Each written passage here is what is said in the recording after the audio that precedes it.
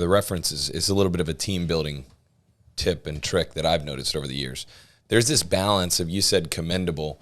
Everyone, on this podcast knows what it's like to work more than what you're paid for, right? That's part of exceeding in anything that you're doing, whether it's work or you're working at a sport. Like ultimately, like whatever the standard is to be set, hopefully you have a higher standard for yourself and you're willing to go past that line because you want more. Like you're probably not going to get anywhere if you don't at some point redline that and find out what you're made of, right? Oh, yeah. And you mentioned 16 years. That's a long time to do that, but at the same time might have been the perfect time to do that. But then there's this part of that starts to fade out of balance. And I kind of learned this in my own journey as far as leadership and team building, where you go, well, I'm a grinder. I just come in and I'm early and I'm the last to leave and I work the hardest and I put up numbers and that's what it takes, right?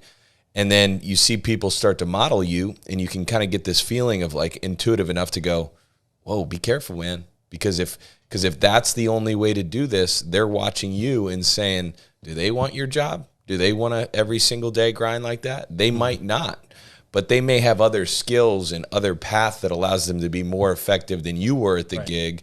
But if you present that that's the only way to do it and be successful, be careful because you don't want what you don't want. Because ultimately in team building, you want to essentially replace yourself when possible with somebody more equipped so you can go do higher level things. And you're not able to do that if you don't create a position that somebody else desires and they look at and they want. So I'm just so blown away. That was probably what the problem in that industry was, because that's proven just to be the hardest worker in the room. Work the longest hours.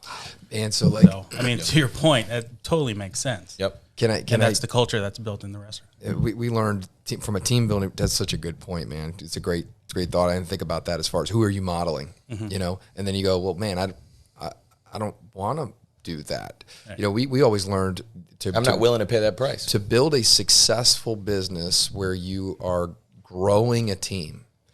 Right? There's a lot of business where maybe you don't have to grow a team, but this is not Silicon Valley. It requires a belly to a belly, a person to a person. Right? A successful business is going to take a lot of people cohesively working together. That's 99% of businesses.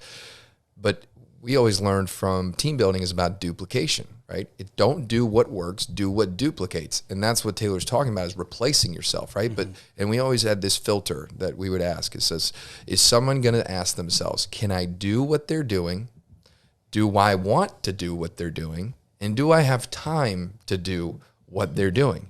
If any of those three are off, they're not going to do it, right? Like, so what a profound difference of like being like, okay, well, I've got to get into a position where the more successful I become, the more autonomy I have. The more successful I become, the more I get to spend with my family. The more successful I become, the easier it gets, not the latter.